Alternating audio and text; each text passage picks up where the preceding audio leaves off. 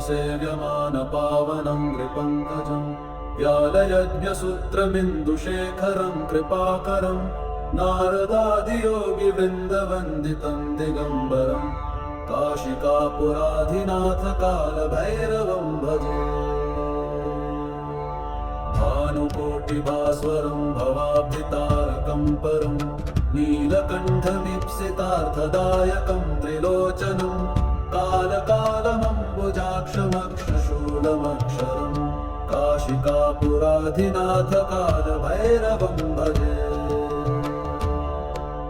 शूलटङ्कपाशदण्डपाणिमादिकारणं श्यामकायमादिदेवमक्षरं निरामयं भीमविक्रमं प्रभुं विचित्रताण्डवप्रियं काशिकापुराधिनाथकालभैरवं भजे।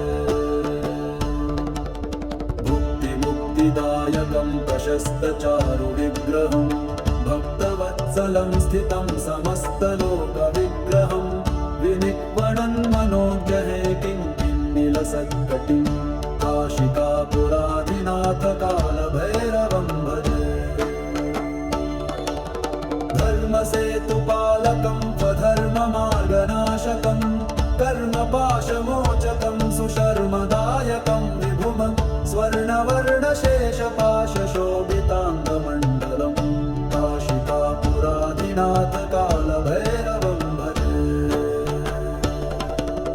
रत्नपादुकाप्रभाभिरामपादयुग्मकं नित्यमद्वितीयमिष्टदैवतं निरञ्जनं मृत्युदर्पनाशनं कराळदंष्ट्रमोक्षणं काशिकापुराधिनाथकालभैरवं भजे।